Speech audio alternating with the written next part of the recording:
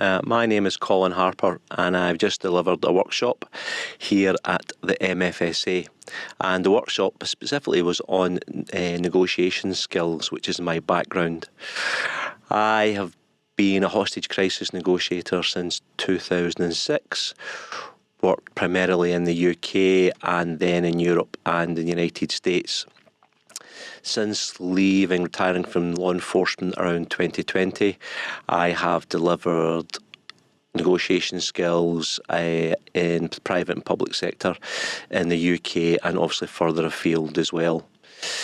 And certainly the journey I've been on is that when I was in law enforcement, I quickly realised the importance of being able to develop your own communication skills, because no matter the circumstance or the situation you find yourself in, there's always one common denominator, and that's people. And that's why it's important to actually take the time to understand people, find out their values and what's important to them. And I've been fortunate enough to share these skills, as I said, in the private and public sector. So I was trained, as I mentioned, in 2006 in the UK and went on to receive further training in the UK and obviously overseas.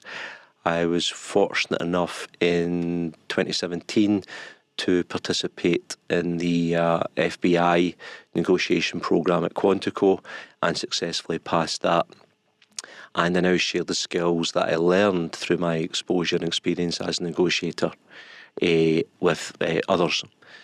Now, the interesting thing is that negotiation itself, or what is a negotiation, is always a very subjective term and what that actually means. But in reality, the definition I came up with is that it's effectively a conversation with a purpose. And we will have these conversations on a daily basis. And more often than not, it's something as banal and simple as who's loading the dishwasher, who's taking the dog for a walk. In these circumstances, the negotiations pass without incident. The challenge is that when the conversation can become heated, we get into a conflict and the fight or flight kicks in, that can become the real issues and the real challenges of negotiation. And that's when the skill set, the mindset, having tactics and strategies and tactics that you can apply will certainly be of benefit going forward. And that is the skills that I share. And as I mentioned, the workshop today covered a number of these things around emotions, around how to motivate others and influence people. And that's a skill set that most of us will learn organically throughout our life. But if the question's asked, when the chips are down, what tactics or where do we default to? And more often than not, it'll be the same skill set that we've always used. I always compare our communication skills to almost like settings on a dishwasher or a wash machine. We will continue to use the same settings and not broaden our horizon or broaden our scope, whereas there's so many other options to be able to develop ourselves communication-wise. And that's what I do when I share my workshop and share my skills with others. I have my own company in the UK called Conversate UK.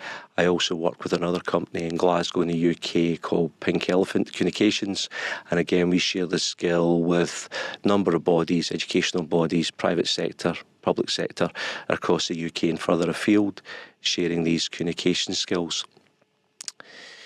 The workshop we carried out today covered the key elements of how we motivate people, particularly around the importance of emotions, because at times we will put on a professional front and we may think that our emotions don't impact on what we say and what we do, but in reality they do. And it can be significantly challenging and difficult to control our emotions.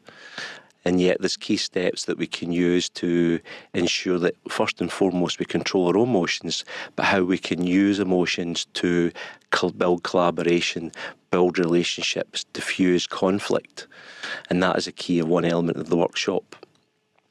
Another element is around how we influence people.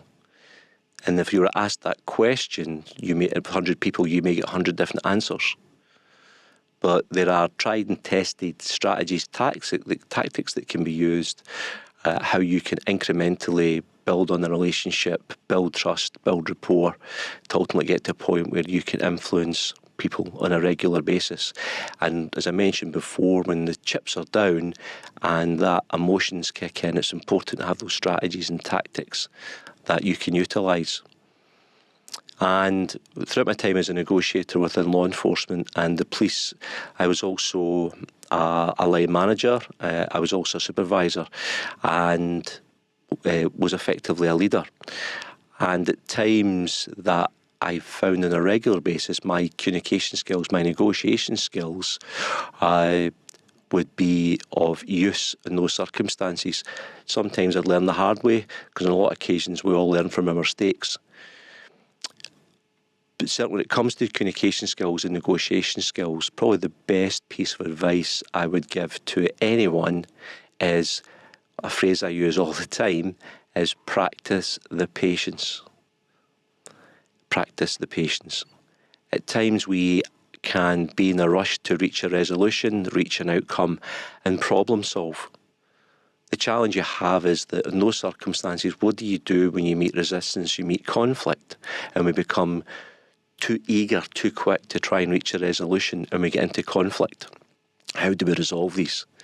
And this is where actually taking our time to go slower, use the skills and tactics talked about through the workshop, are tried and tested methods to diffuse those situations, build collaboration and build relationships effectively. And certainly as a leader, we make mistakes. And probably a thing I've learned the hard way through making mistakes, but also now the benefit of being a qualified negotiator, expert negotiator, is around the control of emotions.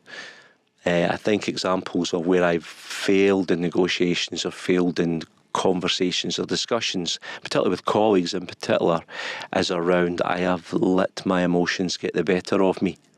And I don't know if that comes from a Scotsman or otherwise, but at times that you can just be triggered by what someone said, or fatigue can kick in, and you can have a long day, and you may say or do something that necessarily you wouldn't do in the normal circumstances, but your emotions just come to the fore, and it can have challenging circumstances or outcomes simply because you didn't control your emotions.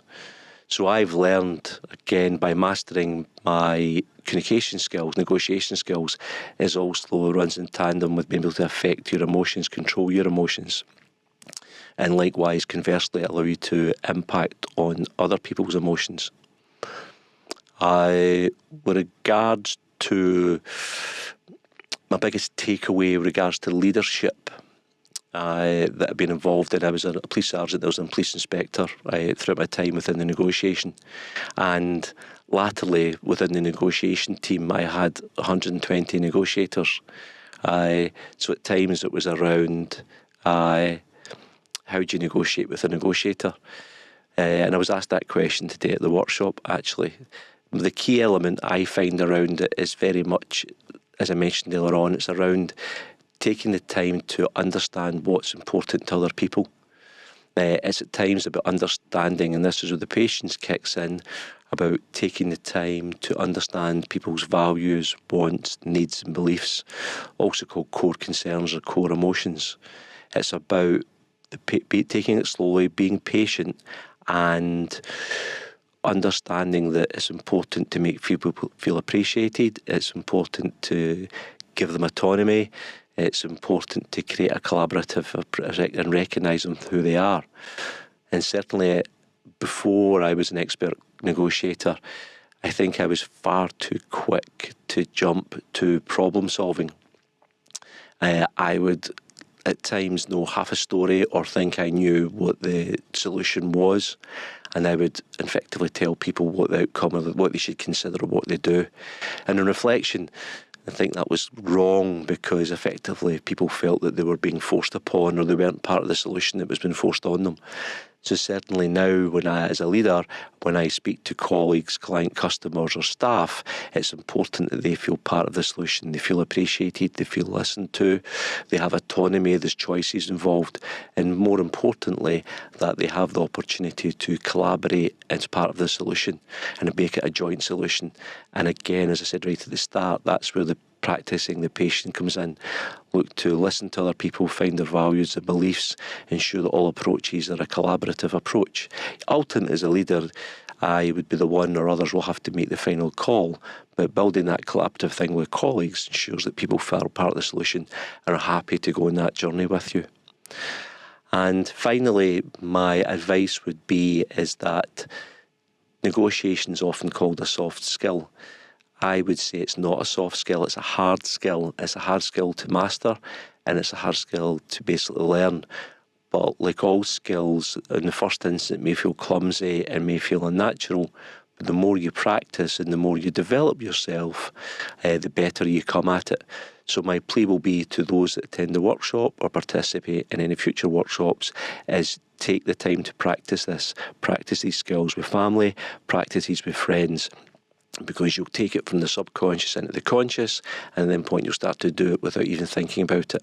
And I guarantee it will build better collaboration, better relationships, influence people better, and create better outcomes going forward.